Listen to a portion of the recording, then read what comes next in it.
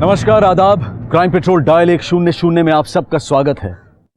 आज हम उस युग में हैं जहां हर पल नए कीर्तिमान स्थापित हो रहे हैं। इंसान रोज एक नई खोज कर रहा है। विज्ञान से लेकर टेक्नोलॉजी तक मानो हर तरफ आधुनिकता की बाढ़ है। लेकिन क्या यह छलावा नहीं है? क्या वाकई हमने तरक्की की है? क्योंकि हमारी सोच तो आज भी किसी के भी प्रति धारणा बनाने की बीमारी से ग्रसित है। और हमारा आज का ये एपिसोड इसी धारणा, इसी बीमारी की कहानी कहता है, जहां एक इंसान अपने तरीके से अपनी शर्तों पर जीना चाहता है और उसे सही भी मानता है। लेकिन अगर यही उसूल कोई और अपनाता है तो कानून, सजा, न्याय सबको अपनी हद में मानकर अपने आप को किसी को भी प्रताड़ित करने का हकदार भी समझता है। और ये भूल जाता है कि कानून किसी के हाथ का खिलौना नहीं हो सकता। बावजूद इसके ये जिंदगी और मौत का खेल बन जाता है। सर, मैं आपको कब से बोल रहा हूं मुझे रिपोर्ट लिखानी। रिपोर्ट लिख क्यों दे रहे हैं? आपसे बात नहीं करनी मुझे। क्या चल रहा है? मैडम, उनको मिसिंग कंप्लेंट करनी है। मैं बोल रहा हूँ कि मैं लिखता हूँ, मगर ये बात मानने को राजी नहीं है मेरी। कहता बड़ी मैडम से मिलना है मुझे। मैडम, ये मेरा दोस्त है ध्रुव। हम दोनों एक ही कंपनी में काम करते हैं मैम। इसलिए 1-2 दिन से ऑफिस नहीं आया तो मैंने इस पे घर पे बात करी, पर कोई ठीक से जवाब ही नहीं देता। और इसका मोबाइल भी स्विच ऑफ आ रहा है। मैडम, आप पता करिए ना कि कहाँ गायब हो गया। आपको ऐसे क्यों लग रहा है कि इसके फैमिली ने आपको जवाब देना चाहिए या फिर ये गायब है? मैडम, ये मेरा कलीग ही नहीं बल्कि बेस्ट फ्रेंड भी है। इसलिए कुछ दिनों से इतना परेशान था तो इसने मुझे बताया कि इसके घर वाले से बिल्कुल सपोर्ट भी नहीं करते थे। मैडम, आप प्लीज पता करिए ना मैडम कि इसको हुआ क्या है, कहाँ चला गया है। ठीक है, हम लोग पता करवाते हैं। जैसे कोई इन्फॉर्मेशन मिलेगी हम आपको बता देंगे। Thank you ma'am.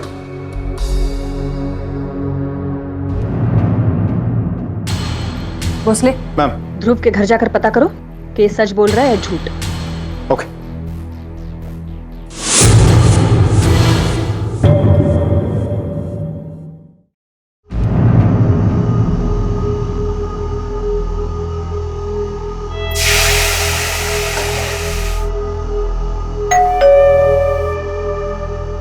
देखो, दरवाजा खोलने जा रहा हूँ, चैनल चेंज मत करना। बंगारे की पूरी कहानी देखनी है मुझे।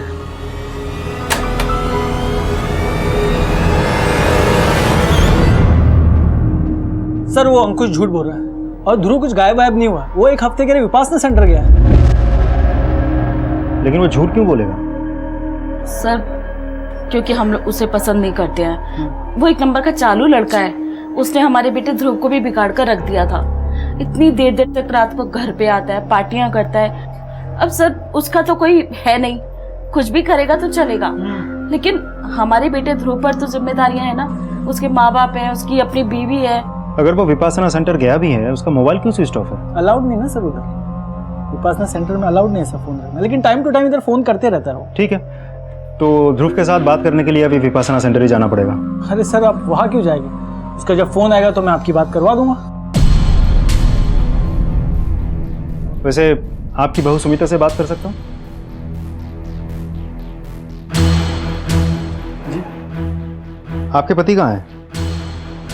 विपासना सेंटर में सर। देखिए, आपको किसी चीज़ से भी डरने की जरूरत नहीं है। हम यहाँ आपकी मदद करने आए हैं। आप जो मैं सच बोल रही हूँ, मेरे पति विपासना सेंटर में है। सर, आपको ध्रुव से बात करनी थी, उसी का फोन आ गया। लीजिए, बात कीजिए। हेलो ध्रुव, हमारे पास तुम्हारी मिसिंग कंप्लेंट आई है। तुम्हारे दोस्त ने लिखवाई है। बाबा ने बताया सर। वो मेरा कोई दोस्त वोस्त नहीं है, बस मेरे साथ में काम करता था। पता नहीं मुझे उसने क्या मिसिंग कंप्लेंट लिखवाई है। मतलब अंकुश झूठ बोल रहा है? हाँ सर, मैं यहाँ विपासना के लिए आया हूँ सर।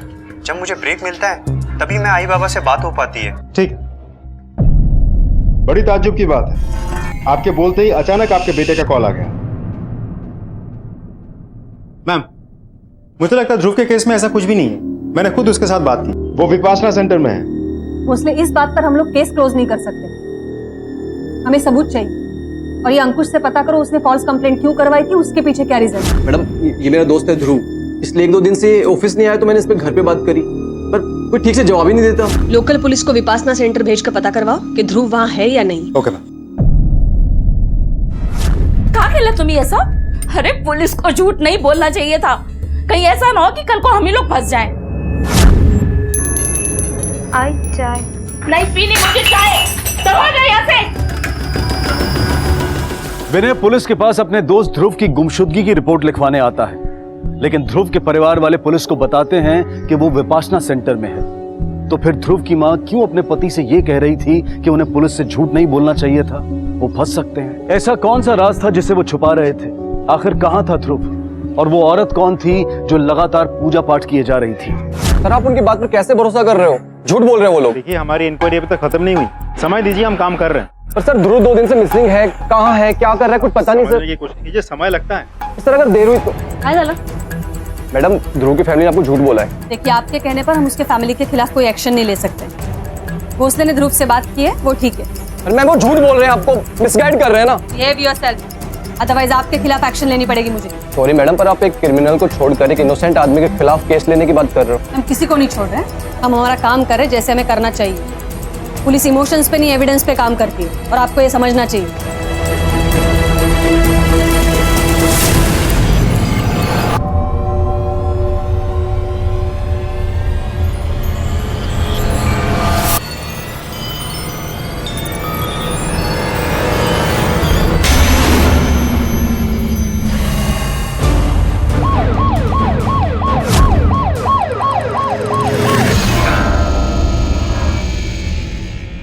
क्या देखा तुमने? साहब, हर रोज़ की तरह हम दोनों इधर आए और आके देखा तो नाले में लड़की की लाश पड़ी हुई थी। बहुत डर गए थे साहब और सीधा पुलिस को फ़ोन किया। लाश को पहली बार तुमने देखा था? जी साहब। ठीक है, अगर ज़रूरत पड़ी तो हम तुम्हें थाने बुलाएंगे। ठीक है साहब। पूरे एरिया अच्छे से छान मारो। जी सर। लाश को पोस्टमार्टम के लिए भेज दो। बॉडी लगभग 10 से 12 घंटे पानी में थी। इसका मतलब है कल रात 7 से 9 के आसपास। हाँ, लेकिन इसकी मौत कल दिन में ही हो चुकी थी। मतलब जब इसे पानी में फेंका गया तभी ऑलरेडी मर चुकी थी। और मौत कैसे हुई? इसकी मौत हाथ की नस कटने की वजह से हुई। पॉसिबल है इसने सुसाइड किया हो, क्योंकि जिस तरह से नस कटी है, किसी और ने काटा होता तो घाव थोड़ा और गहरा होता। और फिर ऐसा कुछ भी दिखाई नहीं दे रहा कि इसने अपने बचाव के लिए कोई स्ट्रगल किया होगा। मैम, लाश के पास से हमें फोटो आईडी, वॉलेट ऐसा कुछ भी नहीं मिला जिससे उसकी शनाख्त हो सके। मुझे तो लगता है डॉक्टर ने सही कहा, ये सुसाइड केस ही है। मोस्टली सुसाइड केस तो हो सकता है, लेकिन मरने के इतने घंटे बाद लड़की अपने आप को पानी में कैसे फेंकेगी? ये काम किसी और का है। हो सकता है उसके फैमिली ने किया हो, बदनामी से बचने के लिए। देखो मोस्टली जो भी वजह है, हमें पता तो लगाना पड़ेगा। लेकिन मैम, सबसे पहले तो लाश की शनाख्त होना जरूरी है। हाँ, ये लड़की की पहचान के लिए हमारे पास एक ही तरीका है। डेड बॉडी की फोटो एरिया के सारे पुलिस स्टेशन में सर्कुलेट करें और वेट करें कहीं से कोई लीड मिल जाए। हो सकता है किसी ने कोई मिसिंग कंप्लेंट दर्ज करवाई हो। Right ma'am. साहब, ये मेरा बेटा गायब है साहब, पता नहीं कहाँ है साहब। देखो ना साहब, पुलिस स्टेशन आया था, घर लौटा ही नहीं साहब। बाजी शांत। घर गया ही नहीं, मैं क्या करूँ साहब? ताई शांत व्हा। काय झालं? किसके बारे में बात कर रहे हैं आप? मेरा बेटा आया था पुलिस कंप्लेंट लिखवाने, अभी तक घर नहीं लौटा। ठीक है, शांत हो जाइए आप। क्या नाम है आपके बेटे का? अंकुश, ये मेरा बेटा। मैडम, ये मेरा दोस्त है ध्रुव, इसलिए 1-2 दिन से ऑफिस नहीं आया तो मैंने इस पे घर पे बात करी, पर कोई ठीक से जवाब ही नहीं देता। बहुत समझाया था मैंने उसे कि ये सब में मत पड़, पर उसने मेरी बात ही नहीं मानी मैडम। और देखो आज उन लोगों ने मेरे बच्चे को गायब किया। वो लोग कुछ भी कर सकते हैं मेरे बच्चे के साथ। आप इतना यकीन के साथ कैसे कह सकते हैं कि ध्रुव के घर वालों ने अंकुश को गायब किया? ऐसा भी तो हो सकता है कोई और हो, किसी और के साथ दुश्मनी हो, झगड़ा हो। अरे नहीं सर, मेरा बच्चा ऐसा है ही नहीं कि कोई झगड़ा और दुश्मनी करे। उसको नौकरी और माँ ख्याल रखने के अलावा समय बचता ही कहाँ है कि ये सब करे। हर माँ बाप अपने बच्चे के बारे में यही सोचते हैं, लेकिन उनका बच्चा बाहर जाकर क्या करता है उन्हें पता नहीं होता। अरे नहीं मैडम, मेरा बच्चा इन सब में से नहीं है। ठीक है, हम जितना जल्दी हो सके इसे ढूंढने की कोशिश करेंगे। भोसले, हमें जल्द से जल्द ध्रुव की फैमिली से मिलकर ध्रुव के बारे में पता लगाना होगा। Okay ma'am. और वो जो लड़की की डेड बॉडी मिली थी, उस केस में कुछ प्रोग्रेस हुई? नहीं मैम, जिस एरिया में हमें डेड बॉडी मिली थी उस एंटायर एरिया में जाके हमने पूछताछ की, लेकिन कोई जानकारी हाथ नहीं लगी। पुलिस स्टेशन से भी मिसिंग कंप्लेंट या उस लड़की के बारे में हमें ऐसा कुछ भी नहीं मिला जिससे हमें कोई लीड मिले। लड़की की फोटो छपवाओ अखबार में और खबरियों को भी काम पे लगाओ। उसे पहचानने वाला कोई ना कोई तो जरूर मिलेगा। Yes ma'am. मोस्टली ये केस तो बड़ा अजीब मोड़ लेता जा रहा है। एक लड़का आता है, कहता है उसका दोस्त गायब है। मैडम, ये मेरा दोस्त है ध्रुव, इसलिए 1-2 दिन से ऑफिस नहीं आया तो मैंने इस पे घर पे बात करी, पर कोई ठीक से जवाब ही नहीं देता। उसके बाद उसकी माँ आती है, कहती है कंप्लेंट करने वाला ही गायब है। मेरा बेटा आया था पुलिस कंप्लेंट लिखवाने, अभी तक घर नहीं लौटा। ये ध्रुव की फैमिली से हमें फिर से पूछताछ करनी चाहिए। लेकिन मैम, मैंने इंक्वायरी की, फैमिली का रिकॉर्ड भी चेक किया, किसी का कोई क्रिमिनल रिकॉर्ड भी नहीं। ये भी हो सकता है कि अंकुश उन्हें वाकई में तकलीफ देने की कोशिश कर रहा हो। उसके माँ के मुताबिक तो वो वैसा लड़का है नहीं। इस तरह देखा जाए तो हर एक बात एक दूसरे से कॉन्ट्राडिक्टरी है। ये अंकुश और ध्रुव दोनों का कच्चा चिट्ठा निकालो, दोस्ती दुश्मनी सब समझ में आ जाएगी। क्यों उसने ध्रुव को लापता बताया और खुद क्यों गायब हुआ? ये सारे सवाल के जवाब तो शायद ध्रुव के फैमिली से हमें मिल ही जाएंगे। Yes ma'am. ये 1-2 दिन का पेपर और दूध यहाँ पे पड़ा है। इसका मतलब वो लोग पहले से ही कहीं जा चुके हैं।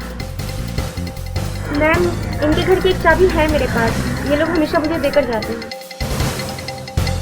ये इस फैमिली को आपने आखिरी बार कब देखा? मैडम, यही कोई 2-3 दिन पहले, पर भैरवी भाभी मार्केट से आते हुए मुझसे मिली थी, पर उन्होंने ऐसा कुछ बताया ही नहीं कि वो लोग कहीं जाने वाले हैं। ठीक है, आप जा सकती हैं। मैम, घर में फोर्स एंट्री का कोई निशान नहीं मिला, लेकिन लगता है काफी सामान गायब हुआ है। इसका मतलब है ये लोग अपनी मर्जी से बाहर गए हैं। आसपास पता करो किसी ने इस फैमिली को आते जाते देखा है या नहीं, और इस फैमिली के कॉल रिकॉर्ड्स निकालो। मैम, कहानी में फिर एक नया मोड़ आ गया था। जिस परिवार से उम्मीद लगा रखी थी सुराग मिलने की, वो रातों रात कहीं गायब हो गया था। अब पुलिस को ध्रुव, अंकुश और ध्रुव के परिवार सबका पता लगाना था, और लोगों के मुताबिक इनके लापता होने की किसी को कोई खास जानकारी नहीं थी। लेकिन पुलिस की मुश्किलें यहीं तक नहीं थी। वो अंदाजा भी नहीं लगा सकते थे कि इस कहानी में आगे और कितने पड़ाव हैं, और सवालों की बाढ़ भी जो उनकी तहकीकात को दिशाहीन बना सकती थी। मी भेटलो होतो साहब, हम लोग रोज सुबह सुबह वक्त पे जाते थे। इतने सालों बाद वो कल और आज वक्त पे नहीं आते। आप जब उनसे मिले थे, उनके बातचीत में अजीब कुछ लगा था आपको? ऐसा कुछ नोटिस किया था आपने? वैसे आपका बेटा जब ठीक है ना? हाँ ठीक है। नहीं, वो कल से दिखा नहीं, कहीं गया है क्या वो? अरे क्या विकास भाई, अगर आपने नहीं देखा तो कहीं गया होगा क्या? तुमसे अपन काय करीस काय कुछ भी बोलते रहते हो, कहीं गया होगा, ये होगा, वो होगा। अरे अरे रविंदर भाई सुनो तो। अरे रविंदर अपने बेटे की इतनी तारीफ करता था, हमारे तो कान ही पक जाते थे। लेकिन सर परसों उसने जैसा रिएक्ट किया, हमें तो समझ में नहीं आया कि उसे क्या हो गया।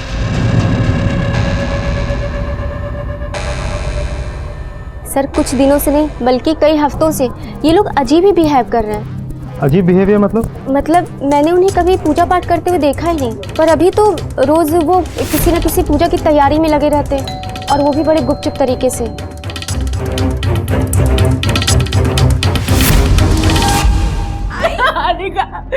सब ठीक कर दूंगी, छोड़ दो मेरी बेटी को, मैं सब ठीक कर दूंगी।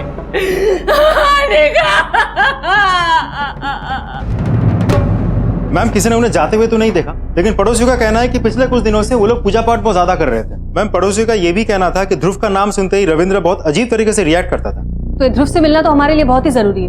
उसका फोन ट्रेस करो और लोकल पुलिस से फॉलो अप करके कंफर्म करो कि ध्रुव विपासना सेंटर में है या नहीं। यस मैडम, ये ध्रुव की कॉल रिकॉर्ड्स और मोबाइल लोकेशन है। इसके मुताबिक जिस दिन सर ने ध्रुव को कॉल की थी, वो विपासना सेंटर के आसपास भी नहीं था। क्या ध्रुव मुझसे झूठ बोल रहा था अपनी फैमिली से? वो झूठी इंफॉर्मेशन क्यों देगा? उसका फोन ट्रेस करो, वही है जो हमारे सवालों के जवाब देगा। यस मैम, जितनी जल्दी हो सके सारी इंफॉर्मेशन ढूंढ के निकालो। जी सर। ये अभी तक यहाँ बैठी है? साहिब, पता चला क्या मेरे बेटे का?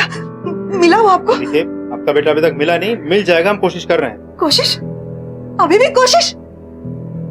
देखिए, हमें अपना काम करने दीजिए, आप शांति रखिए, सब ठीक हो जाएगा, आपका बेटा मिल जाएगा, आप इनके साथ जाइए। मेरा इकलौता बेटा गायब हुआ है, पता नहीं कहाँ और किस हाल में है। मैं कैसे शांत रहूं? आप जरा पेशेंस रखिए, हमें अपना काम करने दीजिए, सब ठीक हो जाएगा। आप जाइए, ले जाइए ना। माँ जी, आप आइए।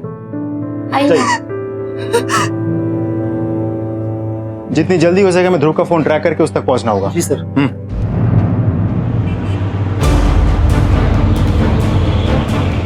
हेलो ध्रुव, सब इंस्पेक्टर भोसले बोल रहा हूँ। मेरी बात ध्यान से सुनो, यहाँ एक मेजर प्रॉब्लम हो गई है। हाँ, नहीं, मैं फोन पे नहीं बता सकता, तुम्हें यहाँ आके मुझसे मिलना होगा। जल्दी आ जाओ। ओके सर, ध्रुव के मोबाइल का लोकेशन यही बता रहा है।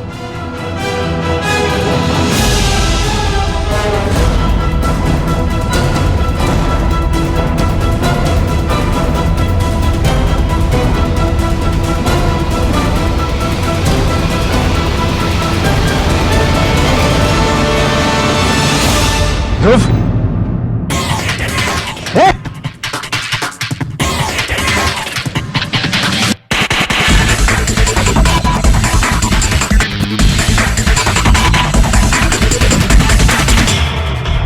बता रहा हूँ साहब, सब बता रहा हूँ। ध्रुव मेरा कजन है साहब, वो मेरे चाचा का बेटा है। उन्होंने ही मेरे को उसका फोन दिया था और बोला था कि जब भी ध्रुव का कोई फोन आए तो ध्रुव बनकर बात करना, और उन्होंने मेरे को उसके लिए पैसा भी दिया था। सब क्या हुआ सर?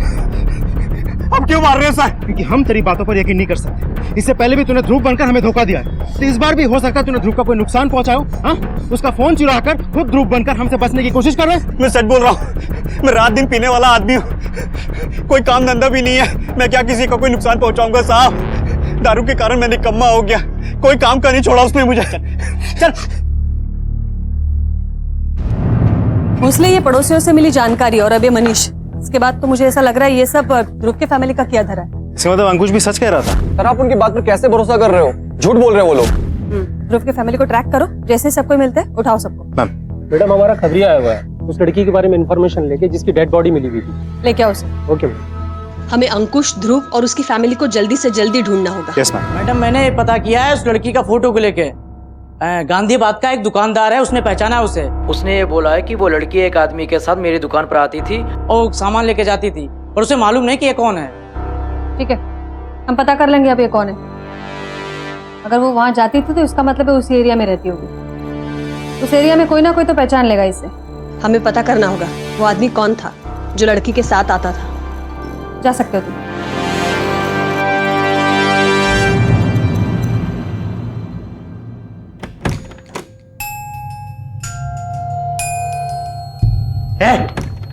बंद करिए सब और जा खाना लेके आ, भूख लग रही है। ये सब गलत है, देखना भगवान सबको जरूर सजा देगा। क्या कर रहे हैं आप? मैं आपको बोल रही हूँ। आई क्या कर रहे हो आप? चुप रहो ना, मरना है क्या आपको? बाबा हाँ, ये मत करो ना ऐसे। चुप कर तू।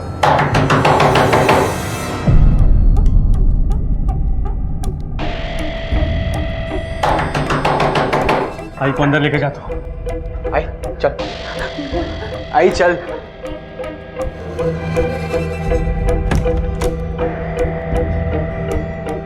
आप यहाँ? वो अनिका कहाँ है? मैम हमने बहुत कोशिश की, लेकिन ध्रुव के फैमिली के बारे में कुछ पता नहीं चला ये लोग कहाँ गायब हैं। और इन सारे लोगों के फोन तब से स्विच ऑफ है जब से ये फैमिली गायब है। ये कॉल रिकॉर्ड्स में जितने भी लोग हैं सबसे पूछताछ करो। देखो ये फैमिली पिछले 1 महीने से किन किन लोगों के टच में है। मैम मैंने एक टीम को ऑलरेडी इस काम पे लगा दी। वैसे उस लड़की के बारे में खबरी से कुछ पता चला जिसकी डेड बॉडी हमें मिली थी? पता चल जाएगा, एक टीम भेज दी है मैंने वहां पर, कोई ना कोई तो जरूर पहचान लेगा उसे। Yes ma'am. पुलिस को एक लाश मिली थी जिसकी शिनाख्त अभी तक नहीं हो पाई थी, और दूसरी तरफ था अंकुश जिसने घटने वाले गुनाह के बारे में पुलिस को आगाह किया था और फिर खुद लापता हो गया। ये केस अब और भी उलझता जा रहा था। कई सवाल थे जिनके जवाब मिलने अभी बाकी थे। आखिर अनिका के पिता उसे कहां लेकर गए थे? क्या वो उस जगह पर सुरक्षित थी? क्यों उसकी मां लगातार पूजा पाठ किए जा रही थी? और ध्रुव, वो कहां कैद था? क्या ध्रुव के परिवार वाले ध्रुव के बारे में झूठ बोल रहे थे? वो पुलिस से क्या छिपा रहे थे? और अब वो खुद ही गायब थे। आखिर क्यों? मैडम मेरी बीवी लापता हो गई है अपने मायके से। मतलब? सर दरअसल हमारी नई नई शादी हुई है और मेरी बीवी अपने मायके गई थी अपने पेरेंट्स से मिलने, लेकिन वो वापस आई ही नहीं। और आज जब मैं उसके घर गया उसके बारे में पूछने के लिए तो उसके माँ बाप भी मुझे कुछ नहीं बता रहे। आप यहाँ? वो अनिका कहाँ है? आप अपनी बीवी का हुलिया बता सकते हैं? ये रही उसकी फोटो।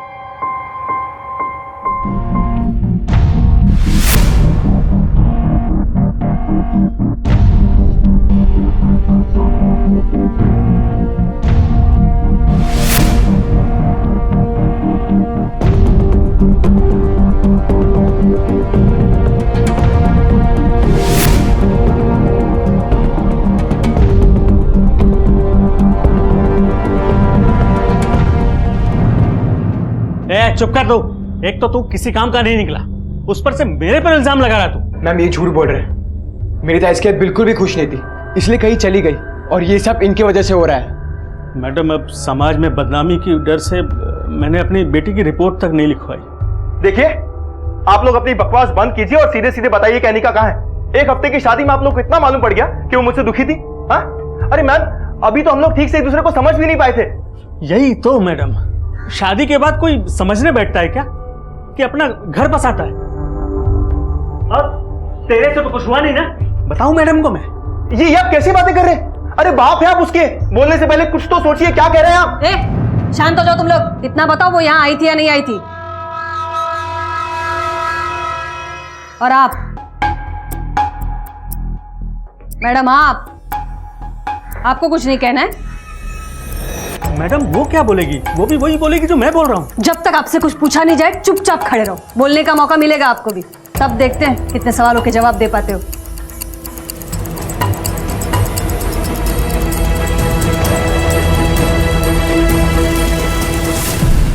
मैम मैम मैम, आप ये लोग की बातों में मत आइए। ये लोग आपसे झूठ बोल रहे हैं, क्योंकि जिस दिन से अनिका शादी करके मेरे घर पे आई थी वो तब से डिस्टर्ब थी। मैंने उससे कई बार पूछा भी कि अगर कुछ प्रॉब्लम है तो बताओ, हम मिलकर सॉल्व करेंगे, लेकिन मैम उसने मुझे कभी कुछ नहीं कहा। वो तो इनफैक्ट ये लोगों से मिलने को भी तैयार नहीं थी, पर शरद उसे मेरे यहाँ से ले गया।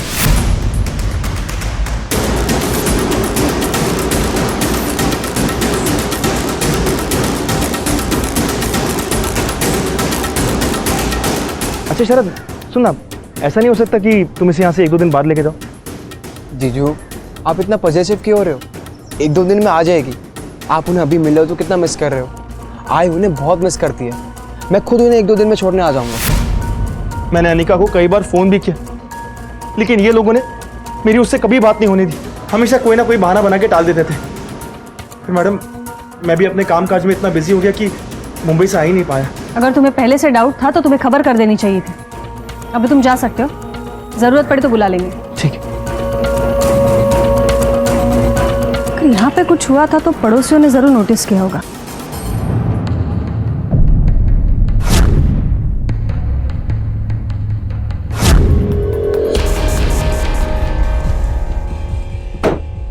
Good morning ma'am.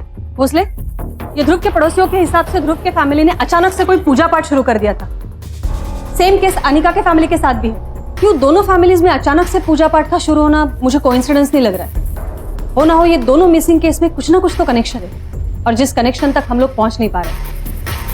मैम ध्रुव का बैकग्राउंड चेक करके हमें अनिका का कोई कनेक्शन नहीं मिला। नहीं मिला है, लेकिन कुछ तो कंफर्मेशन है कि वहाँ एक 25-26 साल के लड़के की डेड बॉडी मिली है।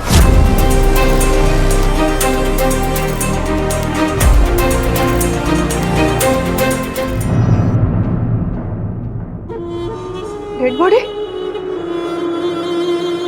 नहीं, वो मेरा बेटा नहीं है। वो मेरा बेटा नहीं है मैडम। वो मेरा बेटा नहीं है। वो ताई शांत बेटा नहीं है। पानी पिलाओ इनको।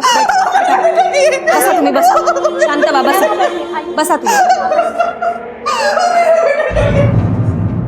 मैम फोटो देख के लगता है कि मौत चाकू मारने की वजह से हुई है। लेकिन भोसले मेरी गट फीलिंग यही कहती है कि हो ना हो ध्रुव की फैमिली का हाथ जरूर है इसके पीछे। ये सुमिता के घर से कुछ पता चला? नहीं मैम। भोसले ये केस बिगड़ता ही जा रहा है। हमें इस बात पर तुरंत पहुंचना पड़ेगा कि ये अचानक होने वाली पूजा का क्या मतलब है। एक काम करो, अंकिता और ध्रुव के फैमिली के कॉल रिकॉर्ड चेक करो, शायद दोनों फैमिली के बीच कोई कनेक्शन हो। Yes ma'am. इन सारे वाकयों में एक माँ ने अपने बेटे, अपने इकलौते सहारे को खो दिया था। कातिल सोचता है कि उसने एक व्यक्ति का कत्ल किया है, लेकिन वो ये भूल जाता है, ये नहीं जानता है कि उससे जुड़ी कितनी जिंदगियां आहत होती हैं। ऐसी ही तमाम जिंदगियां जुड़ी थी इस केस से, और पुलिस पूरी कोशिश कर रही थी इसकी तह में जाने की। पर कहते हैं ना कि सच कल्पना से भी भयानक होता है, और ऐसा ही कुछ छिपा था इस केस में भी। इसलिए मुझे बार बार यही लग रहा है कि इन सब केसेस में कुछ ना कुछ कनेक्शन है। इतने सारे हादसे, murder cases, missing complaints. Madam ये मेरा दोस्त है ध्रुव, इसलिए 1-2 दिन से ऑफिस नहीं आया तो मैंने इस पे घर पे बात करी, पर कोई ठीक से जवाब ही नहीं देता। मेरा बेटा आया था पुलिस कंप्लेंट लिखवाने, अभी तक घर नहीं लौटा। मैडम मेरी बीवी लापता हो गई है अपने मायके से। मैम शायद आपका शक सही है। रविंदर और ब्रिजेश दोनों के कॉन्टैक्ट लिस्ट में एक कॉमन नंबर है, और वो है चंदर का। चंदर गांधी बाग में रहता है। गांधी बाग? ये तो मैंने पहले भी सुना है। मैडम मैंने पता किया है उस लड़की का फोटो को लेके। गांधी बाग का एक दुकानदार है, उसने पहचाना है उसे। भोसले, क्लू मिल गया। ये ध्रुव और अनिका के फैमिली के साथ आपका क्या कनेक्शन है? रविंद्र मेरा दोस्त है और ब्रजेश मेरा कलीग है, बस इतना ही कनेक्शन। ये ब्रिजेश की फैमिली गायब हो गई है, और रविंदर की बेटी अंकिता भी गायब है। मैडम मैं इस बारे में कुछ नहीं जानता। अच्छा है नहीं जानता है, क्योंकि तेरे पास ये आखिरी मौका था। मैडम मुझे कोई डर नहीं है, मैं जो जानता था मैंने बता दिया। मुझे नहीं पता कि वो लोग कहाँ हैं। Excuse me.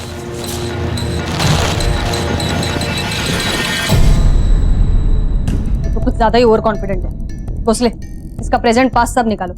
जिस लड़की की डेड बॉडी मिली है वो इसी एरिया से है। खबरी के मुताबिक लड़की किसी आदमी के साथ दिखी थी। कहीं ये चंदर तो नहीं? Excuse me. Hello, okay thanks. Ma'am, Dhruv की वाइफ का एड्रेस पता चल गया। चलो।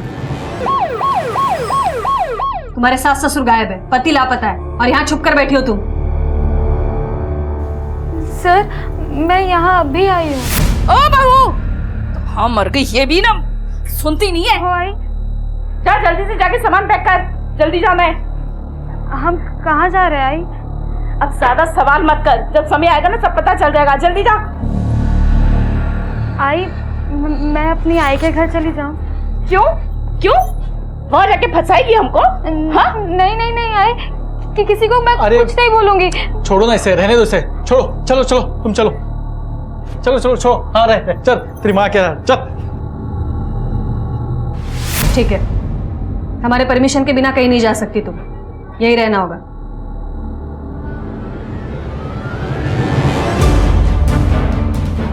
भोसले, मुझे नहीं लगता वो सच बोल रही है, उसके कॉल रिकॉर्ड्स निकलवाओ। लेकिन मैम, हमने उसके कॉल रिकॉर्ड्स निकलवाए थे, लेकिन जब से ये फैमिली गायब है तब से उसका फोन भी स्विच ऑफ है। उसकी माँ का फोन ऑन होगा, घर में लैंडलाइन भी है, दोनों के कॉल रिकॉर्ड्स निकलवाओ। अगर उसकी इन-लॉ चाहती है कि वो चुप रहे, छुपी रहे, तो कंफर्म तो जरूर करेंगे। Yes ma'am. प्लीज प्लीज मुझे जाने दो।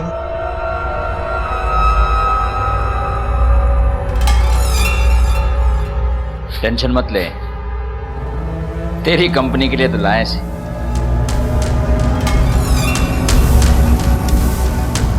मैम, आपका शक सही था। सुमिता के मायके के लैंडलाइन पे सुमिता के वहां आने के दिन से रोज एक नंबर से कॉल आता था। हमने वो नंबर ट्रेस कर लिया। हाँ का नंबर है? नासिक आउटस्कर्ट्स का, शहर के बाहर का नंबर है।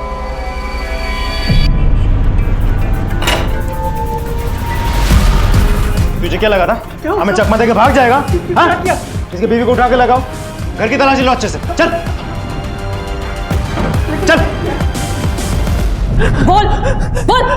मेरी समझ में नहीं आ रहा कि आप लोग मुझे मार क्यों? पुलिस को चकमा देके रातों रात घर बदलना क्राइम है। अपना फोन स्विच ऑफ करना ताकि तुम्हें कोई ट्रेस ना कर सके। अब बोल, ध्रुव कहाँ है? चंदर कौन है? क्या अंकुश को तुमने मारा?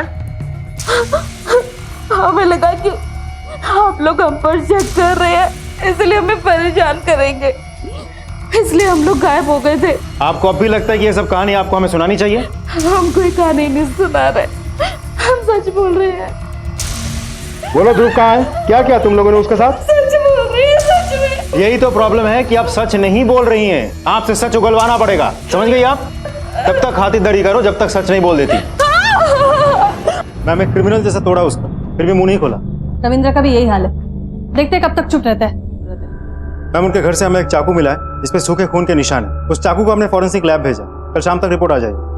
अगर हम सही जा रहे हैं भोसले, तो वो सूखा हुआ खून जरूर अंकुश का होगा, और अगर रिपोर्ट्स मैच हो गए तो हम उन्हें गुनहगार साबित कर सकते हैं। लेकिन मैम, मुझे लगता है हमें सुमिता से बात करनी चाहिए, शायद जल्दी मुंह खोल दे। कोशिश करते हैं, लेकिन जरूरी नहीं है वो जितनी डरी से हमें दिखती है उतनी है। और हमें जल्द ही अंकिता और ध्रुव के बारे में भी पता लगाना होगा। मैडम, ये चंदन की डिटेल्स। होगा मैम, ये चंदर किसी एक के साथ नहीं बल्कि सबसे कनेक्टेड है। इनफैक्ट ध्रुव और सुमिता का भी रिश्ता उसी ने करवाया था, और अनिका के बाद ब्रिजेश के साथ भी वो लगातार टच में है। एक और अहम बात मैम, पिछले साल तक ये सारी पूजाएं उनके घर पे भी होती थी, फिर अचानक बंद हो गया उनके बहू के साथ। पड़ोसियों का कहना यह है कि चंदर कभी भी इतना धार्मिक नहीं था। बहू के आने के बाद चंदर के घर पे पूजा होने लगी, उससे पहले उसके घर पे कोई औरत भी नहीं थी। ये तीनों परिवारों में अचानक से पूजा का शुरू होना, ये कोई अंधविश्वास का चक्कर तो नहीं है? ये देखिए मैम। भोसले, ये चंदर को बुलाओ, उसका ओवर कॉन्फिडेंस निकालने का टाइम आ गया अभी। यस। अब की बार हाथ लगाए ना, देखना मैं क्या करता हूं। तुम लोगों की वर्दी उतार दो। भोसले, थांबा।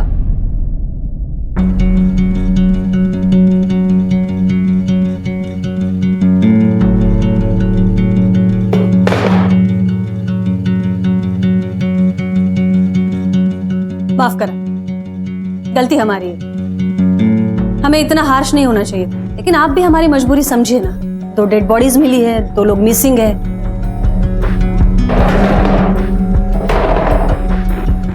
पूछो। तो ये बताइए, ये 1 साल से आपके घर में पूजा चल रही थी, वो अचानक कैसे बंद हो गई? और अनिका और ध्रुव के घर में कैसे शुरू हुई?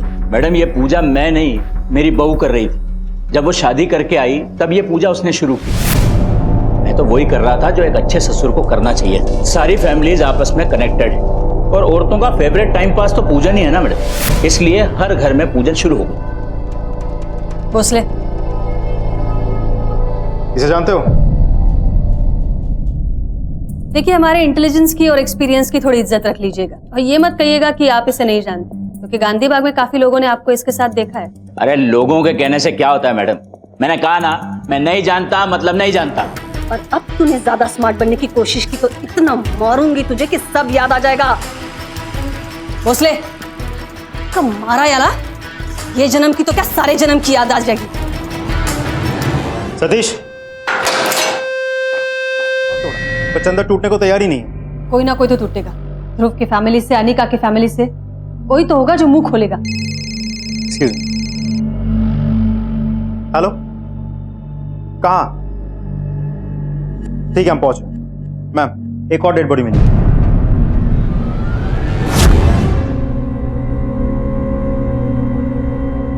सुसाइड का केस है। पोस्टमार्टम रिपोर्ट में शायद ये साबित भी हो जाए कि मौत कलाई कटने की वजह से हुई है। ये तो उसी लड़की की तरह है जिसकी लाश में नाले में मिली थी। सुसाइड कहीं और हुआ है और बॉडी कहीं और मिली है, और ये सीरियल सुसाइड का केस तो पहली बार। ध्रुव, ध्रुव, ध्रुव क्या हो गया ये? ध्रुव, ये नहीं हो सकता। मैंने मना किया था, आपको बोला था। ये शायद दुनिया का पहला केस था जहां सीरियल मर्डर्स नहीं बल्कि सीरियल सुसाइड्स हो रहे थे। लेकिन कैसे? कोई तो था जो इन्हें अंजाम दे रहा था, जो लाशों को मौत की जगह से दूसरी जगह ले जाता था। किसी ने उसे क्यों कैद किया था और उसके साथ ऐसा क्या हुआ था कि उसने अपनी ही जान ले ली? एक कैदी की जिंदगी की प्रताड़ना से लेकर उसके मृत पाए जाने तक की उसकी कहानी आखिर क्या थी? ऐसा नहीं होना चाहिए था। ये कहने का मतलब क्या था आपका? कम से कम अपने बेटे के लिए तो सच बोलिए। आपके बेटे ने सुसाइड किया नहीं है, करवाया गया है उससे। आप नहीं चाहती कि जिसने ये सब करवाया है उसको सजा मिले?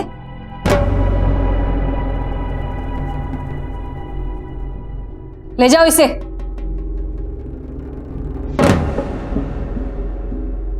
एक इंसान मुंह नहीं खोल रहा है यहां पर। केस सॉल्व होने के इतना करीब होने के बाद कुछ नहीं कर पा रहे भोसले हम। बस और इतनी देर ना हो जाए कि वो अनिका इस सब का शिकार हो जाए। उस दिन रूम में क्या हुआ था? अनिका को सुसाइड के लिए तुम मजबूर कर रही थी? वो लोग उसे इस दुनिया के लायक बना रहे थे ताकि आदमी औरत से और औरत आदमी से प्यार करे, ना कि आदमी आदमी से और औरत औरत से, क्योंकि यही उसूल है ना दुनिया का। देखो, जो भी कहना है साफ साफ। मैं ध्रुव की सच्चाई शुरू से जानती थी। वो कभी मुझे प्यार नहीं कर पाए।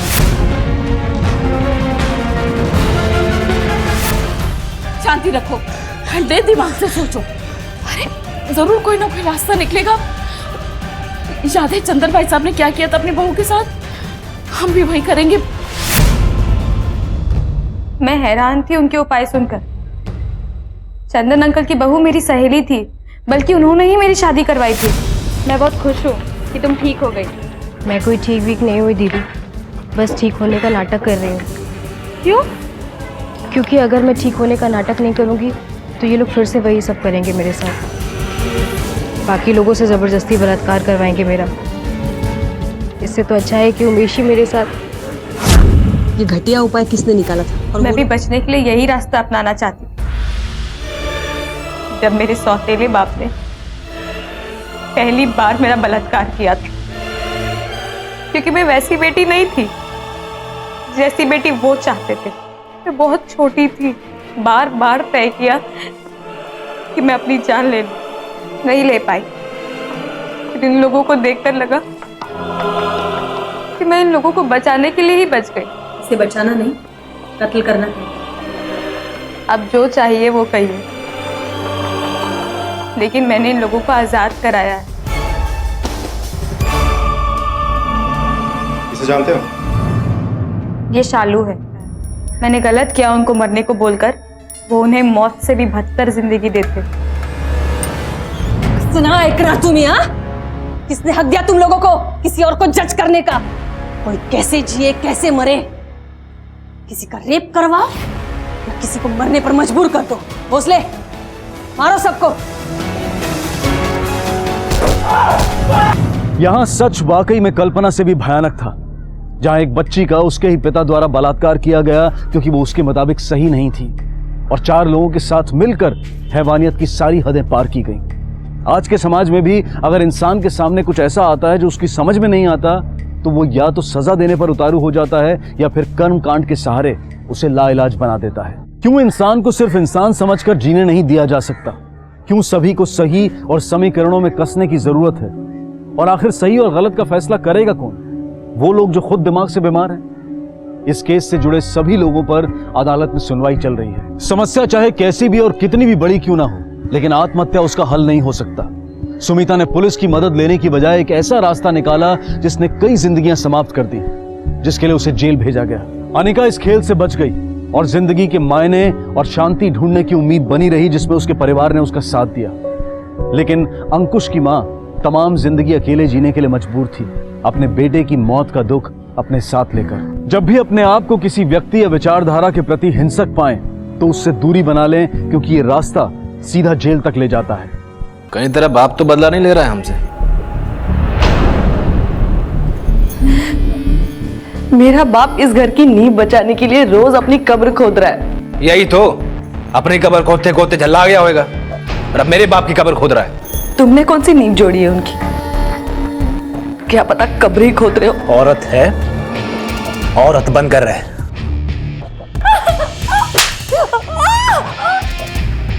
चोरों की बस्ती में जब कोई शरीफ भी भागता है तो चोर ये सोचकर चौकन्ने हो जाते हैं कि कहीं उनके पीछे पुलिस तो नहीं लगी है। लेकिन किसकी गठरी में चोर था और किसकी दाढ़ी में तिनका, ये फिलहाल मुखौटे में था। लेकिन इन चेहरों में वो कौन था जिसका कनेक्शन अनंत की किडनैपिंग और पूर्वा की हत्या से भी जुड़ा था? क्या इस स्केलेटन का इन दोनों केसेस के साथ कोई कनेक्शन था भी, या फिर ये केस अपराधियों की छटनी में सामने आने वाला कोई छुपा हुआ अपराध था? सर, जो स्केलेटन शिंदे कंस्ट्रक्शन साइट पे हमें गड़ा मिला था, उसकी मौत करीब 6 महीने पहले सर पे हुए वार की वजह से हुई थी और स्कल फ्रैक्चर भी है सर। लेकिन 6 महीने पहले किसका मर्डर हुआ होगा जिसका एकनाथ शिंदे फैमिली से कोई कनेक्शन हो सकता है? कनेक्शन हो सकता है सर, क्योंकि जिस लोकेशन के पीसीओ से आपको कॉल आया था, उस लोकेशन पर अक्सर एकनाथ की बेटी श्रुति और उसके पति काशीराव का फोन एक्टिव रहता है। तो हो सकता है सर श्रुति या काशीराव में से किसी ने आपको कॉल किया हो। और एक बात सर, ये श्रुति और काशीराव की ज्यादातर बातें रमाकांत भिड़े से होती हैं। ये रमाकांत भिड़े कौन है? एकनाथ का राइट हैंड, एकनाथ के सारे काम यही देखता है सर। और सर, जब हम शिंदे की फैमिली से मिलकर आए थे, उसके 2 घंटे बाद से श्रुति का फोन बंद है।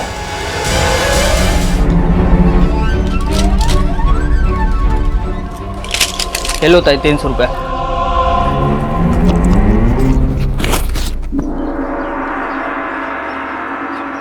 दादा इतने पैसे तो नहीं है मेरे पास। एक काम करो, इसमें से जो उल्टी रोकने वाली दवाई है वो ही दे दो। ये लीजिए 50 रुपये। धन्यवाद दादा। क्यों? आपको मेरी बहन श्रुति से क्या काम है? आपकी बहन श्रुति है कहाँ पर? मेरे को नहीं पता सर। आज दोपहर से वो घर पर वापस नहीं आएगी, उसका फोन भी बंद है।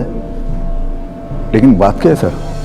और आप तो श्रुति के पति हैं, पता होगा आपकी बीवी कहाँ है? नहीं साहब, मुझे भी समझ नहीं आ रहा कि श्रुति कहाँ है। सर, आपने बताया नहीं, आप श्रुति के बारे में जानना क्या चाहते हैं? आपकी बहन श्रुति जब भी घर आए या उसका फोन आए, उसे कहना हमसे जरूर मिले।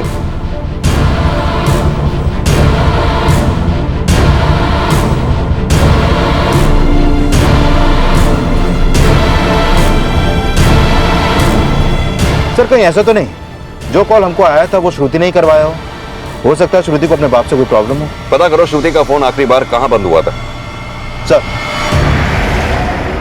सर, जिस लोकेशन पर श्रुति का फोन बंद हुआ, मैंने पता किया उस एरिया में एकनाथ शिंदे का एक फार्म हाउस है। हो सकता है श्रुति एकनाथ शिंदे के फार्म हाउस में ही हो।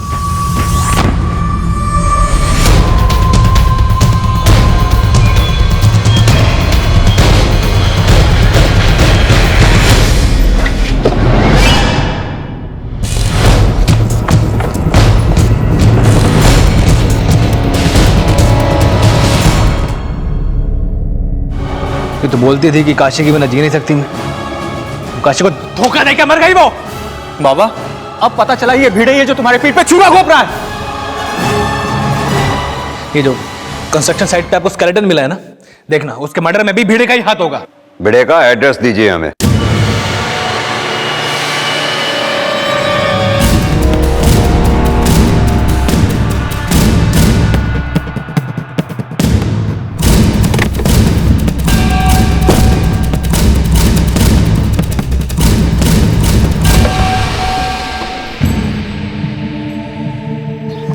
नहीं सर, सुबह से भिड़े को नहीं देखा मैंने। सर, भिड़े का फोन भी बंद है।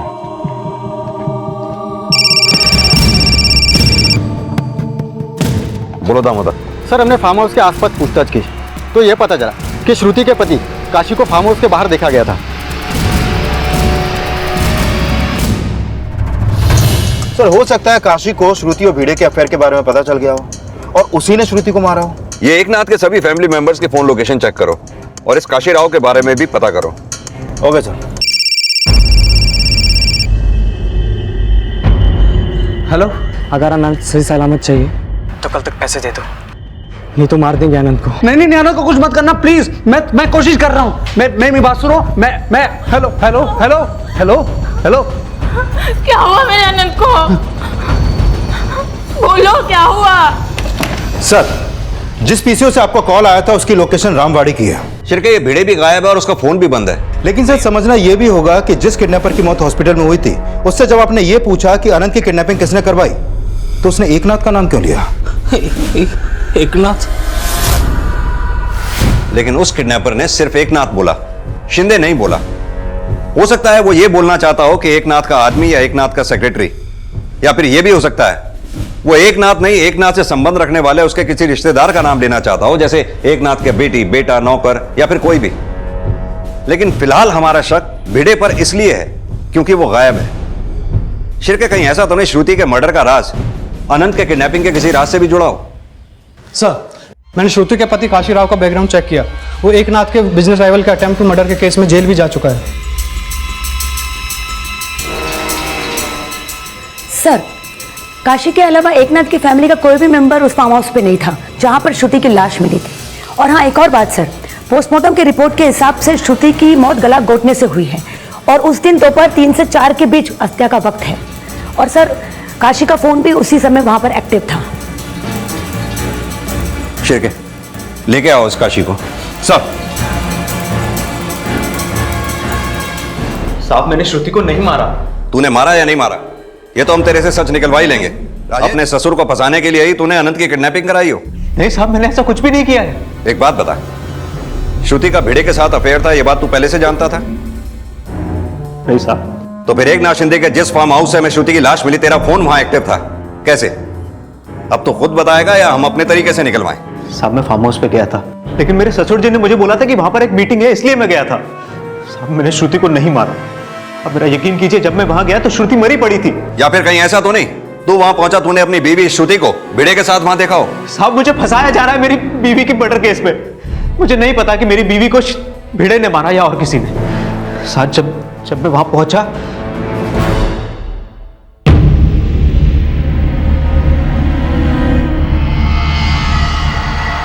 साहब मुझे लगता है कि एकनाथ ने अपनी बेटी को मरवाया और अब मुझे फंसा रहा है। एकनाथ अपनी बेटी को क्यों मारेगा? सर, क्योंकि श्रुति मुझसे प्यार करती थी और एकनाथ इस बात से बहुत चिढ़ता था। अगर तू इतना ही सच्चा है तो फिर अटेम्प्ट टू मर्डर के केस में अंदर क्यों गया था? साहब, वो भी एकनाथ की वजह से गया था। उसने उस वक्त भी मुझे बलि का बकरा बनाया था। चल, तेरी हम सब बात मान भी लें तो एकनाथ शिंदे की जिस कंस्ट्रक्शन साइट से हमें स्केलेटन मिला, वो स्केलेटन किसका था? साहब, मुझे ज्यादा तो नहीं पता, लेकिन 6 महीना पहले लांजा टाउन का एक सरकारी सिविल इंजीनियर संदीप देशमुख, साहब मुझे लगता है कि ये कंकाल उसी का है, क्योंकि संदीप का भिड़े और एकनाथ के साथ बहुत बड़ा पंगा था।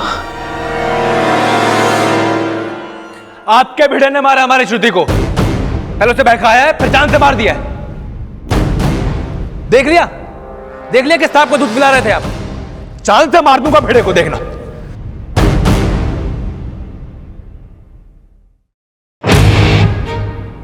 फिर अभी लफड़ा था क्या भिड़े के साथ? बोल।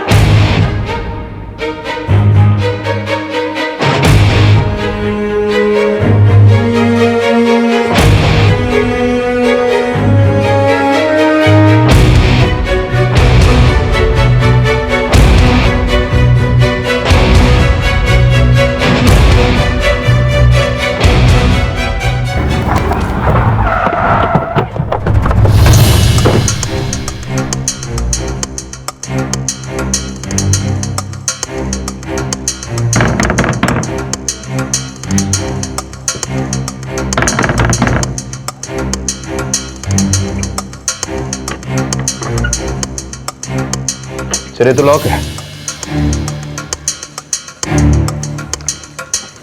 सुनिए, संदीप देशमुख का घर यही है ना? जी सर। अच्छा, कुछ पता है उनका घर बंद क्यों है? सर पता नहीं, ये तो 6-7 महीनों से बंद पड़ा है। ये संदीप देशमुख के परिवार के बारे में कुछ जानती हैं आप?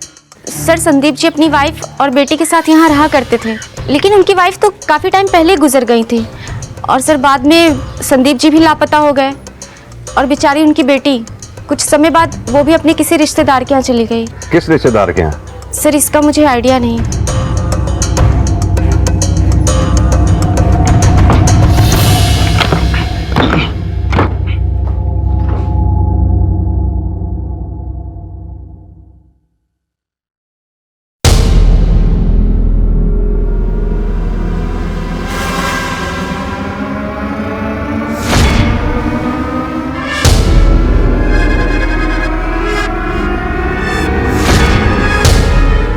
शिर्के, हम जब एकनाथ शिंदे के घर गए थे, इस लड़की को मैंने उसके घर में देखा था। सर ये लड़की तो एकनाथ के घर में नैना की बेटे को ट्यूशन पढ़ाती है। तो इस लड़की का संदीप देशमुख से क्या रिश्ता हो सकता है? साहब ये तो संदीप जी की बेटी है, लक्ष्मी। सर मैंने कुछ नहीं किया, लेकिन ये सच है, मेरे बाबा को गायब करवाने में उस एकनाथ शिंदे का ही हाथ है। सर मुझे उन पर शक था, इसलिए मैं उनके खिलाफ सबूत इकट्ठा करने के लिए वहाँ टीचर की जॉब कर रही थी। अगर तुम्हें एकनाथ शिंदे पर शक था तो पुलिस की मदद भी तो ले सकती थी। उसकी जासूसी करने की क्या जरूरत थी? सर मैं कोई गैर कानूनी काम नहीं कर रही हूँ और ना ही कभी करूँगी, क्योंकि मेरे अंदर भी मेरे बाबा का खून है। सर मेरे बाबा संदीप देशमुख न्यू कंस्ट्रक्शन में एनओसी देते थे और शिंदे कंस्ट्रक्शन हर काम इलीगल तरीके से करता है। सर मुझे पूरा शक है, मेरे बाबा को गायब करवाने में एकनाथ शिंदे का ही हाथ है। और रही बात पुलिस की मदद लेने की, तो सर मैंने मेरे बाबा की मिसिंग कंप्लेंट लॉन्च करवाई थी। आप चाहे तो पता कर सकते हैं, एफआईआर की कॉपी मेरे पास भी है, लेकिन पुलिस आज तक उनका पता नहीं कर पाई। तो सर अगर मैंने अपने तरीके से अपने बाबा के गायब होने का राज पता करने की कोशिश की है, तो क्या गलत कर दिया? लक्ष्मी देशमुख के पिता संदीप देशमुख का मिसिंग केस 6 महीने पहले फाइल हुआ था और तब से संदीप देशमुख का गायब होना एक रहस्य ही बना हुआ था। पुलिस ने शिंदे कंस्ट्रक्शन साइट पर मिले कंकाल का डीएनए लक्ष्मी देशमुख से मैच कराने का फैसला किया, लेकिन आपको बताता हूं सर, लक्ष्मी का डीएनए उस स्केलेटन के डीएनए से मैच करता है जो हमें एकनाथ शिंदे की कंस्ट्रक्शन साइट पर गड़ा मिला था। लक्ष्मी, हमें एकनाथ शिंदे के कंस्ट्रक्शन साइट से जो स्केलेटन मिला था वो तुम्हारे बाबा का ही था।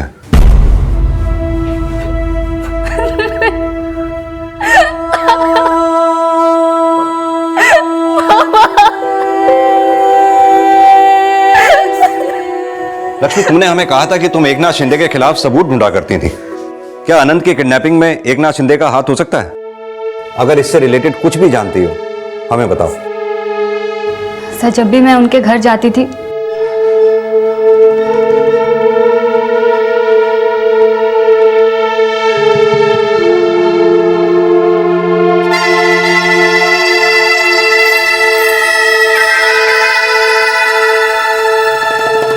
और उस दिन आपके उनके घर वालों से मिलने के बाद मैंने वहां के लोगों के कुछ वीडियोस रिकॉर्ड किए थे। लेकिन एक बात याद रखना यार, जमीन और चोरों के चक्कर में भाई का दुश्मन मत बन। इस घर के राज को राज रखना ही मेरी जिंदगी की मजबूरी है और यही मेरा गुरूर, और इस पर किसी ने उंगली उठाई ये मैं बिल्कुल बर्दाश्त नहीं करूंगी। मैं जानता हूं ये काम इसी घर के किसी विभीषण का है। आज के बाद दोबारा मत पूछना कहां जा रहा हूं, किससे मिल रहा हूं। सर नैना का हस्बैंड प्रमोद उसको बहुत मारता है। अगर इस घर में सबसे ज्यादा कोई दुखी और अत्याचार सह रहा है तो सर वो नैना ही है। इनफैक्ट नैना की शादी उसकी मर्जी के खिलाफ हुई थी। Excuse me sir. हेलो। शायद ये मावना गांव के सरपंच वल्लभ माने की छोटी बेटी है पूर्वा, लेकिन वल्लभ माने ने इसे पहचानने से इनकार कर दिया। और हैरत की बात यह है कि उनकी बड़ी बेटी नैना, उसने भी इसे पहचाना नहीं। नैना कौन? एकनाथ शिंदे की बहू है, नैना प्रमोद शिंदे। आपको लगता है ये लड़की जो किडनैपर्स के साथ देखी गई एकनाथ शिंदे की बहू नैना शिंदे की छोटी बहन पूर्वा है? जी जी हाँ, नैना शिंदे हमारी बेटी है, लेकिन उस लड़के से हमारा कोई रिश्ता नहीं है जिसकी लाश गांव के बाहर मिली थी। सोच समझकर बोलिए वल्लभ माने जी, अगर आपकी बात झूठ निकली तो हम। मैं कभी झूठ नहीं बोलता। वो लड़की मेरी बेटी नहीं थी, मतलब नहीं थी। सर मुझे लग रहा है ये वल्लभ हमसे झूठ बोल रहा है, और नैना शिंदे ने भी हमसे झूठ बोला था।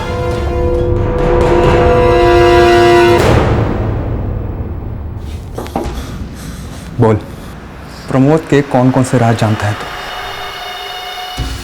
कुछ भी बताने से पहले मैं कुछ पूछना चाहता हूँ। अपनी फैमिली और अपने उसूल में किसी एक को चुनना पड़े तो किसे चुनोगे?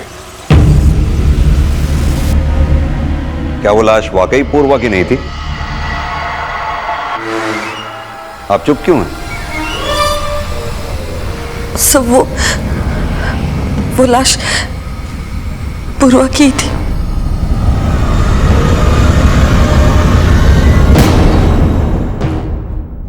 तो तुमने उस लाश को पहले क्यों नहीं आइडेंटिफाई किया?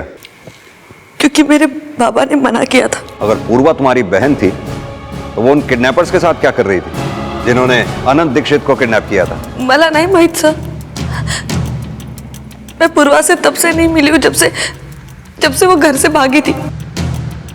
एकनाथ जी, आप पूर्वा और उन किडनैपर्स की मीटिंग के बारे में क्या जानते हैं? सर मैं पूर्वा को ही ठीक से नहीं जान पाया तो किडनैपर्स के बारे में कैसे कुछ बता सकता हूँ।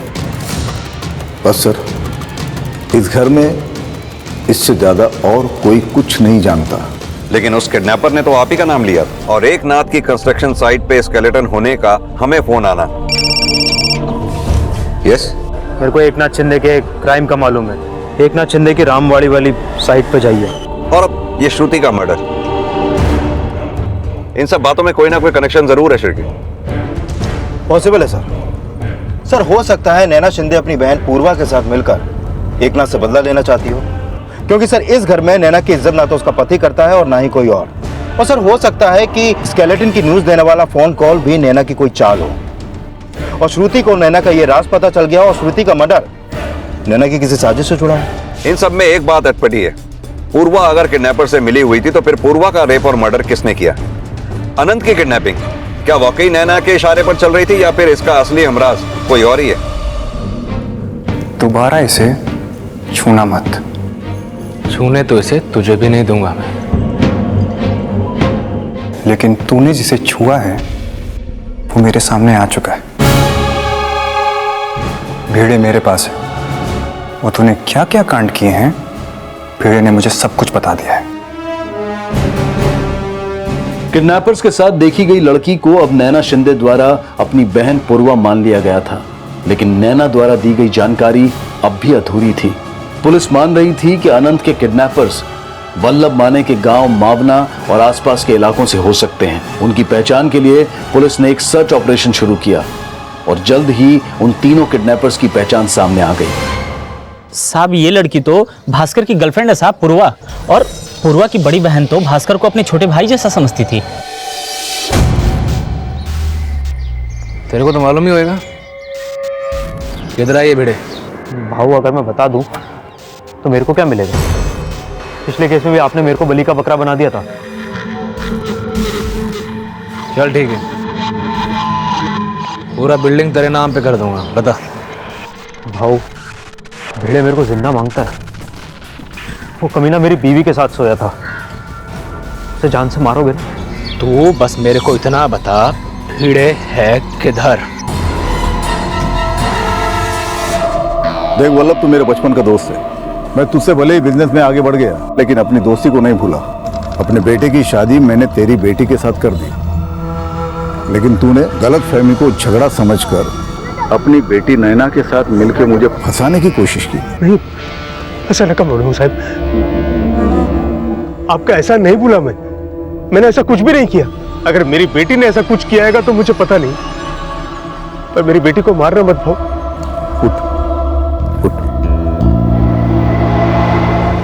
ठीक है, अगर अपनी बेटी नैना को बचाना चाहता है तो एक कीमत चुकानी पड़ेगी तेरे को। सर, भास्कर की फोन लोकेशन से उनके एक हाइडआउट का पता चला है। वहाँ एक ठेले वाले ने बताया कि दामले भी ओमकार की तरह मर चुका है और उसकी बॉडी को अंतिम संस्कार के लिए शमशान घाट पर ले गए थे।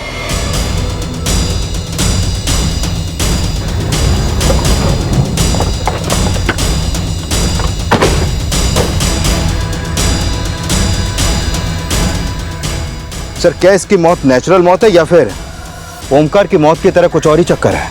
ये तो पोस्टमार्टम की रिपोर्ट के बाद ही पता चलेगा। अनंत की किडनैपिंग करने वाले 3 लोग थे और उन तीनों को एक औरत ने फोन किया था। गांव वालों के बयान के मुताबिक नैना भास्कर से मिला करती थी। फिर के इस नैना से दोबारा मिलते हैं। हाँ, मैं भास्कर को जानती हूँ और मेरे कहने पर ही उसने किडनैपिंग की थी। भास्कर और पूर्वा एक दूसरे से बहुत प्यार करते थे। वो दोनों भागकर शहर तो चले आए, लेकिन भास्कर को कोई काम नहीं मिला, इसलिए वो बहुत परेशान था। और तभी मैंने उसे अनंत के पिताजी के बारे में बताया। भास्कर और उसके साथी तो किडनैपिंग के लिए मान गए, लेकिन जब ये बात पूर्वा को पता चली तो उसने भास्कर को मना कर दिया। और इसी वजह से भास्कर ने पूर्वा का रेप किया और उसको मार भी दिया। नहीं नहीं सर, ऐसा नहीं है। भास्कर पूर्वा से बहुत प्यार करता था। उसने पूर्वा को नहीं मारा सर। वो तो ये भी नहीं जानता कि पूर्वा अब नहीं रही। भास्कर ने पूर्वा को नहीं मारा था, फिर किसने मारा? मला नहीं माहित सर, खरा बोलते हैं। और श्रुति का मर्डर, संदीप देशमुख का मर्डर? नहीं सर, इसके अलावा मुझे कुछ नहीं पता। मैं सच कह रही हूँ।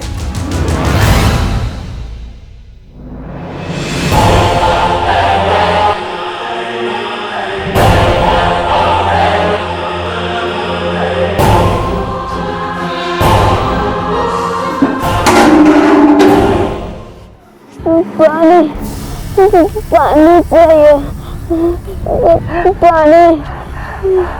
ताई, हमने ये फिरौती भूल जाते हैं। आप मेरी मानो ना तो इस बोझ को ना हम कहीं फेंक देते हैं। इसकी वजह से हमारा तन मन दिमाग सब कुछ भ्रष्ट हो गया। कैसे छोड़ेंगे भास्कर? बेचारा बच्चा है, कहीं किसी ने कुछ कर दिया, बेचारा बेकार में। ताई तो अपनी ममता बंद कर। हमारे पास ना दिन के सिर्फ 60 रुपए बचे हैं। ना खाने का हो जाए ना पीने का। हम लोग क्या करेंगे ताई? भगवान पे विश्वास कर भास्कर। भगवान हम गरीबों की कभी नहीं सुनता, सिर्फ रईसों की सुनता है। सर, दामले की पोस्टमार्टम रिपोर्ट के मुताबिक उसकी मौत की वजह वही है जो ओमकार की थी। दोनों को सांस लेने में प्रॉब्लम थी। ये उनके गांव में पता करो, दोनों काम क्या किया करते थे? सर, पता चला है एकनाथ शिंदे का बड़ा बेटा प्रमोद शिंदे, उसका मर्डर हो गया है। व्हाट? हाँ सर, उसकी बॉडी को हॉस्पिटल से घर लेकर के आ गए हैं।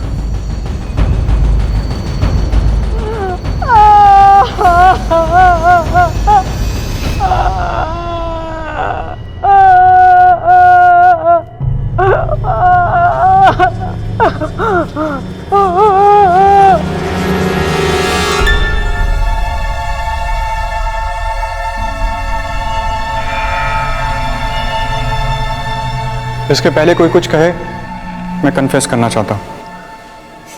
प्रमोद दादा का मर्डर मेरे हाथों हुआ।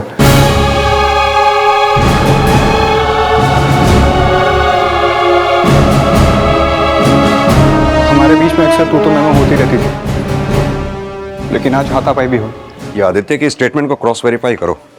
प्रमोद और आदित्य, इन दोनों के कॉल रिकॉर्ड्स निकलवा। Okay sir. और एक मिनट सर। हेलो, ठीक है सर। पता चला कि भास्कर का फोन लगातार गांव की तरफ मूव कर रहा है।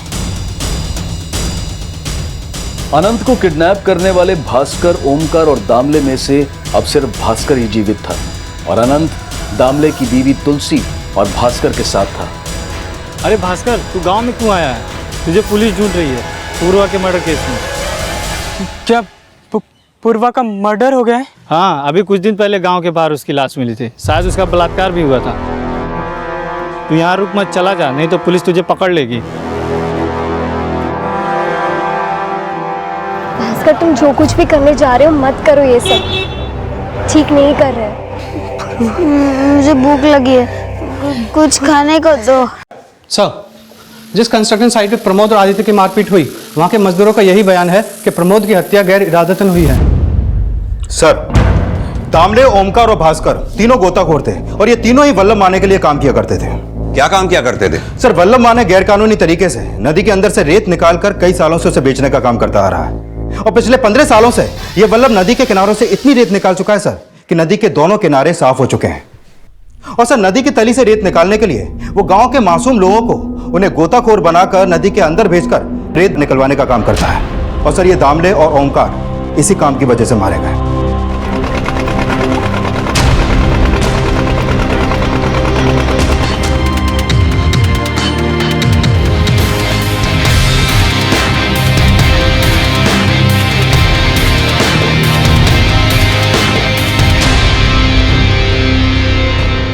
शिर के पूर्वा की बॉडी पे भी उसी तरह का रेत मिला था। कहीं ऐसा तो नहीं पूर्वा का रेप और मर्डर भी उन्हीं गोताखोरों ने किया हो, वल्लभ माने से बदला लेने के लिए? इस वल्लभ माने को लेके आओ। सब सरपंच वल्लभ माने, तो तू गैर कानूनी तरीके से सैंड माइनिंग का धंधा नहीं करवाता। देखिए साहब, आपको जिसने जो बताना था बता दिया। हाँ, मैं रेत का धंधा करता हूँ सर, लेकिन नदी के तले से रेत निकलवाने में उसमें कोई सच्चाई नहीं है सर। जिसने अपने बेटी की लाश को नहीं पहचाना उसका हम विश्वास करेंगे? सर, मैंने आदित्य और प्रमोद के कॉल रिकॉर्ड चेक किए। पता चला कि आदित्य लगातार भिड़े के टच में था और सर, भिड़े का फ़ोन जब बंद हुआ उसकी आखिरी लोकेशन मोतीबाग थी, जहां प्रमोद का फ़ोन भी एक्टिव था। सर, मोतीबाग में तो एकनाथ शिंदे की एक कंस्ट्रक्शन साइट भी है। देखिए सर जी, भले ही भिड़े ने मेरी पीठ में छुरा भोंका हो, लेकिन उसके मर्डर से मेरा कोई लेना देना नहीं है। तुम्हारा लेना देना नहीं तो तुम्हारे बेटे का तो लेना देना है। आदित्य के फोन की लोकेशन भिड़े के फोन की लोकेशन से मैच करती है।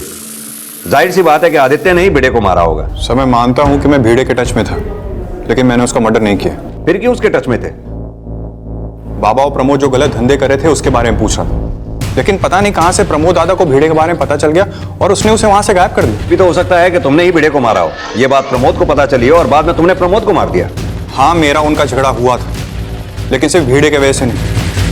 भिड़े ने मुझे प्रमोद दादा के एक और कांड के बारे में बताया था। कैसा कांड? सर, प्रमोद ने ही नैना की बहन पूर्वा का रेप और मर्डर किया था और नैना को भी बात पता थी कि प्रमोद ने ही पूर्वा का रेप और मर्डर किया है, लेकिन उसने मुझे कभी बताया नहीं। ये बात मुझे भिड़े ने बताई थी। शायद इसी वजह से प्रमोद दादा ने भिड़े को मार दिया होगा। हो सकता है आदित्य झूठ बोल रहा हो। ये पूर्वा के स्वैब से प्रमोद का डीएनए टेस्ट करके देखो। Okay sir. फिलहाल बाप बेटे दोनों को जाने दो। सर, आदित्य ने स्वीकार किया था कि आत्मरक्षा के दौरान उसके ही हाथों प्रमोद की हत्या हुई थी, लेकिन आदित्य ने पूर्वा के रेप और मर्डर के केस में प्रमोद शिंदे पर जो आरोप लगाया था उसकी पुष्टि के लिए अदालत ने पूर्वा की बॉडी से मिले स्वैब सैंपल्स को प्रमोद शिंदे के डीएनए से मैच करने का आदेश दिया और फिलहाल आदित्य को जमानत पर रिहा कर दिया गया।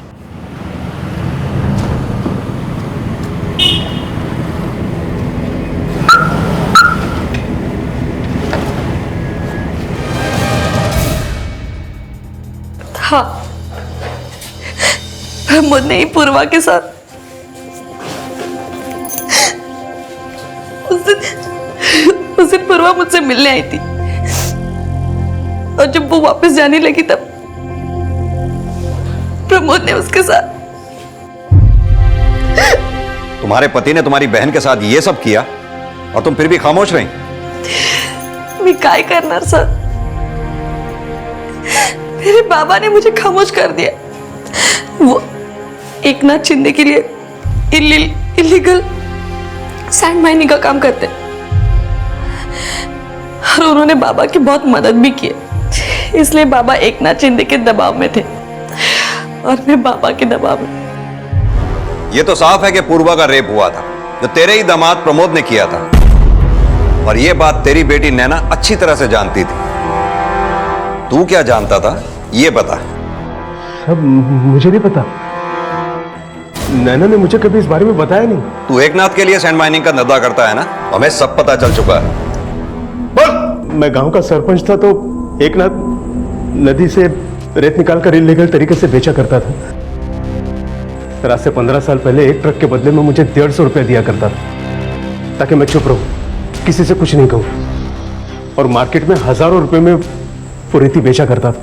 फिर एक नाथ कंस्ट्रक्शन बिजनेस में आने के बाद ये इलीगल धंधे से अपने आप को अलग करने के लिए उसने ये धंधा मुझे सौंप दिया। धंधा एक नाथ का ही था, सिर्फ चलाता मैं था। नदी से रेत निकालते निकालते नदी के दोनों किनारे खाली हो चुके। अपने लालच में तुम लोगों ने गांव के मासूम लड़कों की जिंदगी बर्बाद कर दी। सर, एकनाथ शिंदे और उसका लड़का आदित्य दोनों गायब है और दोनों के फोन भी बंद है। सब एक नाथ ने ही अपने बेटे आदित्य को अगवा किया होगा साहब। वो उससे बहुत चिढ़ता था। आदित्य बहुत ही ईमानदार और उसूलों वाला है। सच के लिए वो अपने बाप और भाई दोनों के खिलाफ जा सकता है। और कंस्ट्रक्शन साइट में जो कंकाल मिला था उसकी खबर आप तक पहुंचाने के लिए एक नाथ को लगता है कि आदित्य दोषी है। अगर अपनी बेटी नैना को बचाना चाहता है तो एक कीमत चुकानी पड़ेगी तेरे को। बोलो भाऊ। तेरा जो गोडाउन है वो कुछ दिन के लिए चाहिए मुझे। अपने बेटे को किडनैप करना है। श्रुति को तू नहीं मारा ना? आप जानते हैं मैं किसी को मार नहीं सकता। प्रमोद को तो तूने मारा ही है। उस स्केलेटन के बारे में पुलिस को तूने ही बताया होगा। मुझे ये राज पता नहीं था बाबा, और पता होता ना तो पुलिस को कब का इन्फॉर्म कर चुका होता। मतलब तू मानता है कि तू मेरा दुश्मन है? रिश्ता तो बाप बेटे का है, लेकिन मेरा बैड लक कि मेरा बाप क्रिमिनल है। अभी भी वक्त है बाबा, जो भी कुछ बुरा किया ना उसका पश्चाताप कर लो। उसी में आपकी और हमारे खानदान की भलाई है। मेरे खानदान की भलाई किसमें, ये तू मत सिखा मुझे। मुगलों के टाइम में शहंशाह अपनी सल्तनत बचाने के लिए अपने औलाद का सर तक कलम कर देते थे। तेरे को और एक मौका देता हूं, सोच ले क्या चाहिए तुझे, परिवार या अपने उसूल? ये चॉइस तो मैंने लंदन से आने के बाद ही साफ कर दी थी बाबा। मुझे तो सिर्फ ईमानदारी से काम करना था, लेकिन आपको ही प्रमोद दादा, काशी और भीड़े जैसे चमचे पालने का शौक था। भीड़े ने मुझे बताया था कि किस तरह आपने अपना नक्शा पास करवाने के लिए संदीप देशमुख को मार के गाड़ दिया था। तो भीड़े को भी तूने ही मारा? मैंने नहीं मारा बाबा, आपके होनहार रेपिस्ट बेटे ने मारा। नैना की भी जिंदगी बर्बाद कर दी उस कमीने ने। नैना नैना नैना बहुत हो गया। आदित्य पर अटेम्प्ट टू मर्डर और संदीप देशमुख के मर्डर के मामले में हाथ होने के साथ साथ एकनाथ शिंदे पर वल्लभ माने समेत कई सरकारी और गैर सरकारी विभागों से जुड़े लोगों के साथ इल्लीगल माइनिंग के मामले भी दर्ज किए गए। दामले, ओमकार और भास्कर सैंड माइनिंग से जुड़े वो मजबूर नाम थे जो 2 वक्त की रोटी कमाने के लिए अपनी जान को जोखिम में डालकर भी इस अपराध से जुड़े थे। लेकिन नैना की सलाह पर अनंत को किडनैप करना उनका वो अपराध था जिसे किसी भी तरह की सहानुभूति नहीं दी जा सकती। पुलिस जल्द से जल्द अनंत को बचाने की कोशिशों में जुटी हुई थी और यह राज भी अब भी बरकरार था कि शिंदे कंस्ट्रक्शन साइट पर गड़े कंकाल के बारे में पुलिस को सूचना किसने दी थी और एकनाथ शिंदे की बेटी श्रुति, उसकी हत्या किसने की थी। सर, पता चला है कि भास्कर मावना गांव के बाहर देखा गया है। शिरके जरूर इन्हें किसी ने अपने घर में छुपा रखा होगा। पता करो गांव में ऐसी कौन सी जगह हो सकती है जहां ये छुप सकते हो। Quick sir.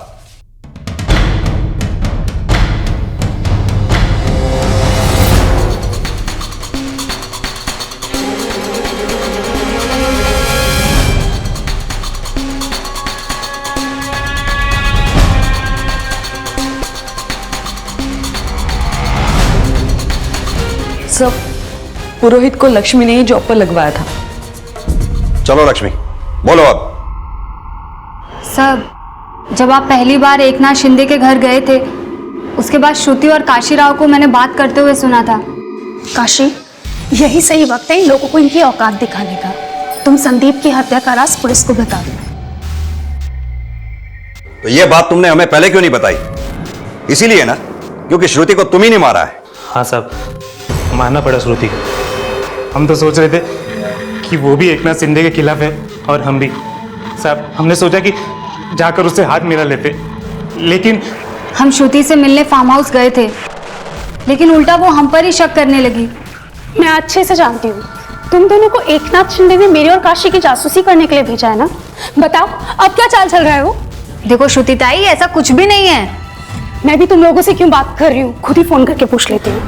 लक्ष्मी और पुरोहित अपना क्राइम कन्फेस कर चुके थे और पुरोहित के जरिए पुलिस को अनंत तक पहुंचने की एक लीड मिली। तू भी पहले गोताखोर था ना, ये बता ऐसी कौन सी जगह हो सकती है जहां पे भास्कर और तुलसी अनंत को रख सकते हैं?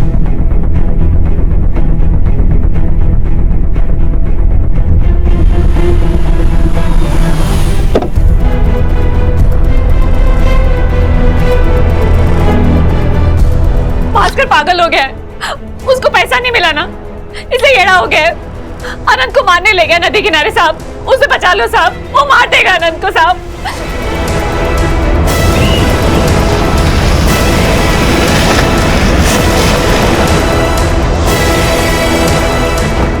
चारों तरफ फैल जाओ, जितने नाव वाले हैं सबसे पूछताछ करो, शायद किसी ने कुछ देखा हो।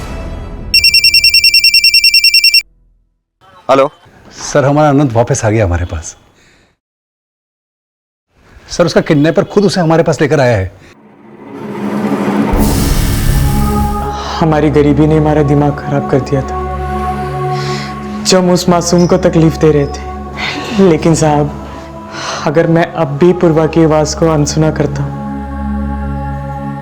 तो मेरी जमीन मुझे कभी माफ नहीं करती, कभी माफ नहीं करती मुझे।